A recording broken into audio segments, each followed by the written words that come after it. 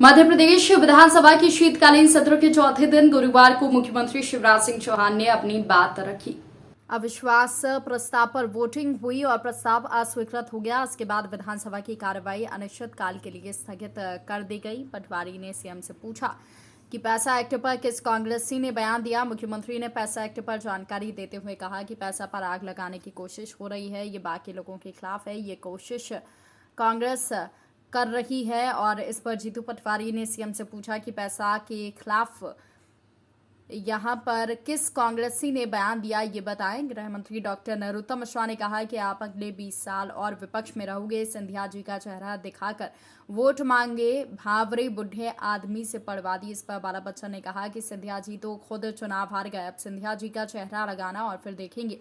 नेता प्रतिपक्ष ने कहा कि हमने अविश्वास प्रस्ताव में जो मुद्दे उठाए उन पर जवाब देना चाहिए, लेकिन गृह मंत्री जी विद्वान हैं, भाषण देने में माहिर हैं। ये कौन सी परंपरा है, जब सत्ता पक्ष पर विपक्ष आरोप लगाता है तो सत्ता पक्ष जवाब देता है। गोपाल भार्गव ने कहा कि आपने आज क्या भाषण दिया वो आपको खुद याद नहीं होगा। नरोत्तम ने व्यंग्यात्मक लहजे में कहा कि नेता प्रतिपक्ष डॉक्टर किन के हैं, ढोर के हैं। माननीय अध्यक्ष महोदय, मैं विनम्रता के साथ कहना चाहता हूं कि पूरी शिक्षा व्यवस्था को चौपट करने का अपराध हुआ था तो कांग्रेस की सरकार में हुआ था। गुरुजी रख दिए, आपने रखे गुरुजी 500 रुपया में, आपने रखे शिक्षा कर्मी गर्मी कल्चर खड़ा करके आपने बच्चों के भविष्य को चौपट और बर्बाद करने का आप क्या है। हमने वो शिक्षा कर्मी हो चाहे गुरुजी हो पूरे अध्यापक बनाए। आज उनकी सैलरी सम्मानजनक है। आज 35,000 40,000 45,000 रुपया उनको सैलरी मिल रही है। शिक्षकों की भर्ती का काम लगातार जारी है। 1 लाख भर्तियां मैंने कही है, अब तक 1,13,000 की योजना बन चुकी है। 15 अगस्त तक शिक्षकों की भी भर्ती होगी, पुलिस में भी भर्ती होगी, कोई विभाग नहीं छूटेगा, भर्तियों का काम जारी है। माननीय अध्यक्ष महोदय, हमने भी कार्रवाई की, लेकिन इसके कारण नहीं की। गुंडों पे कार्रवाई की, दबंगों पे कार्रवाई की, माफियाओं पे कार्रवाई की। और मैं आज कह रहा हूं, कोई इसको अहंकार ना कहे, ये मन की तरफ है। जो गुंडे हैं, बदमाश है, माफिया है, अवैध कब्जा करने वाले, दूसरों की जिंदगी से खेलने वाले, तो उनको छोड़ा जाना चाहिए। आज मैं कहना चाहता हूं, गुंडे माफिया जनता की जिंदगी से खेलने वाले कोई भी हो नहीं बचेंगे, कोई उनको नहीं बचा सकता। ये हमारा उन पे कार्रवाई, हम निर्दोषों पे कार्रवाई नहीं करें। कांग्रेस पार्टी जो अविश्वास प्रस्ताव लाई, कमलनाथ सरकार में योजनाएं बनने करने की बात की गई। कांग्रेस पार्टी जो अविश्वास प्रस्ताव लाई उसका उद्देश्य पूर्ण हुआ, हम पास हुए। हमारा असली जो लक्ष्य था इस सरकार के चेहरे को जनता के सामने ले जाने का था। इन्होंने रोजगार नहीं दिए, स्वीकार किया। इन्होंने किसानों की आय नहीं बढ़ाई, स्वीकार किया। इन्होंने अपराध में नंबर 1 है, स्वीकार किया। इन्होंने प्रदेश की अर्थव्यवस्था को चरमरा दिया है, नष्ट कर दिया, ध्वस्त कर दिया है, ये स्वीकार कर लिया। इन्होंने सरकारी पैसे से भारतीय जनता पार्टी के कार्यालय में चाय पिला दी। मैंने जब उनने कहा तो मैंने कहा मुख्यमंत्री जी प्रमाण रखो, हम माफी मांगेंगे।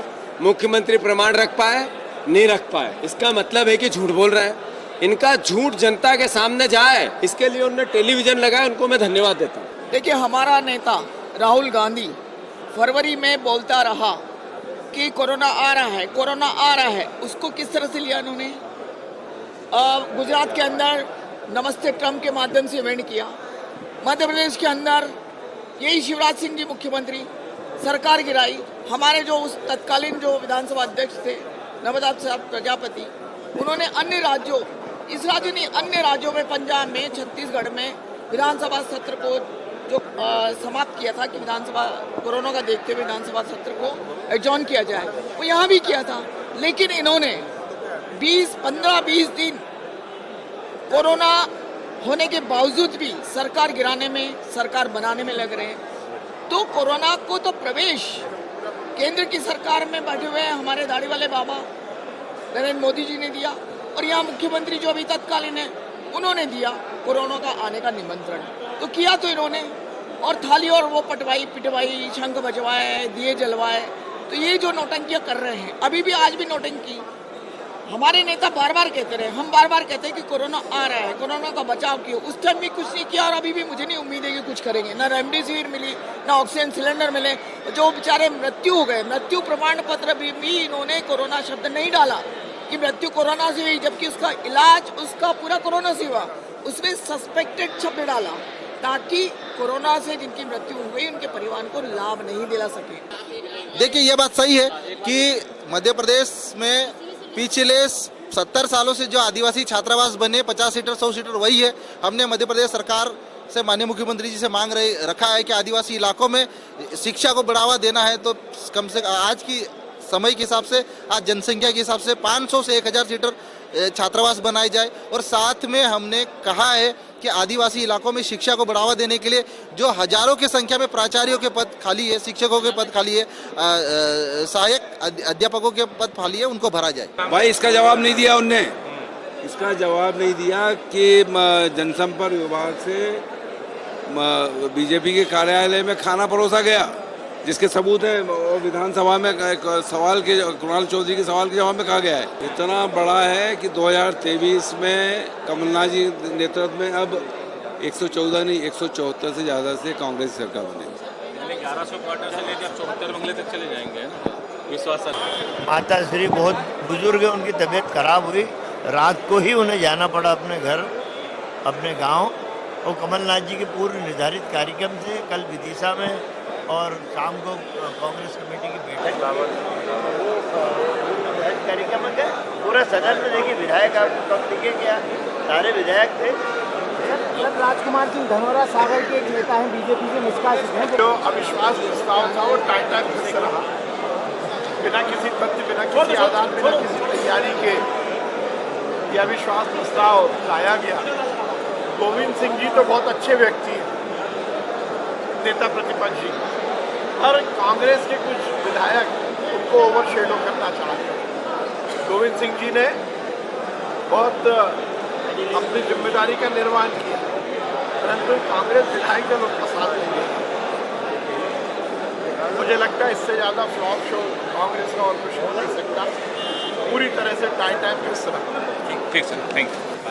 ब्रजेश सिंह जी को सबसे ज़्यादा जवाब देना पड़ा और आगे भी देना पड़ेगा। क्या लगता है ये जो अविश्वास प्रस्ताव था सर? नहीं, काफ़ी मुद्दे उस पर उठे हैं, काफ़ी सरकार की पोलें खुली हैं और आप तो खुद देख रहे थे।